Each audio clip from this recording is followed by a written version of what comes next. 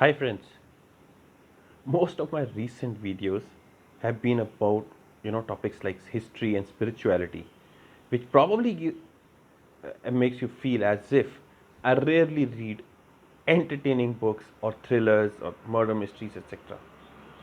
So I thought I'll today talk about one of the best murder mysteries or thrillers, you want to call it, I have read in my lifetime. If you like murder mysteries, if you like thrillers, if you like some entertaining stuff, check out my Fun Reads series. There are few books that create a genre, and those, according to me, need special praise. Gone Girl is one such book. It is easily the best thriller of the decade, and you can know that by the fact that in the last 3 4 years, every new thriller that comes across, if you look at the back of the page, it just says, this is another Gone Girl in the making. Gillian Flynn's Gone Girl is one such masterpiece. What is different about this book? Let me tell you. There were these typical murder mysteries and thrillers inspired by Agatha Christie, which dominated most of our childhood. And then, around 15 years back, came a book called The Girl with the Dragon Tattoo that created a new genre of Nordic fiction, where there will be some small town in Sweden, Norway, a brutal murders, and all of the stuff. And that dominated the thriller market. And then that was shattered by Gone Girl, where the thrill is not in dark nights and in brutal murders, but with human psychology.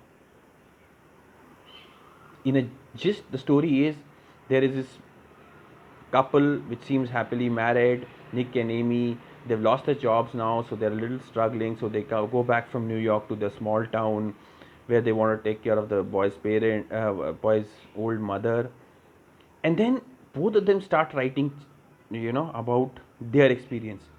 There's a chapter by Amy, and then there's a chapter by Nick, where Amy is cribbing how Nick doesn't realize how this life is tough for her, and she's not enjoying living in a small town, and Nick writing about how Amy is being unreasonable. But then you start noticing some disparities. Amy is talking everything in the past tense. Nick is talking everything in the present tense. It all builds up, and you start feeling that Nick and Amy both are not telling the full truth.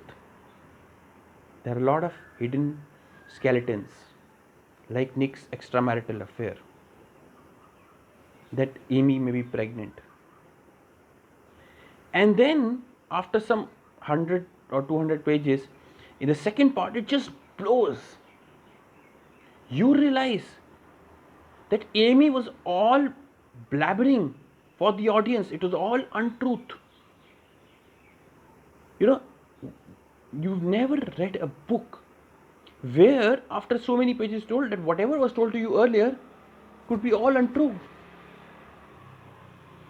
Nothing is that, as it seems, Amy was writing a diary entry, so you as an audience completely trust it.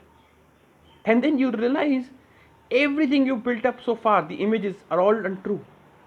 Then starts a cat and mouse chase, where Amy is supposedly run away from their home. Nick is framed in a murder. The police believe she has been killed. Nick, and only Nick, knows that Amy is not dead, that she's framing him as revenge.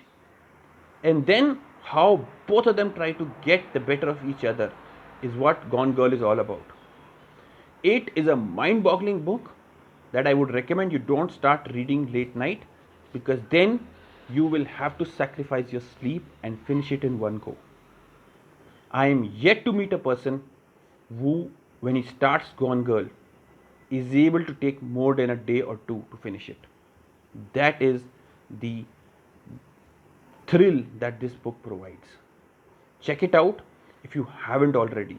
Then you have missed out on the greatest thriller of the decade, and I don't know how you can call yourself a thriller fan. Check it out. Thank you. Enjoy the book.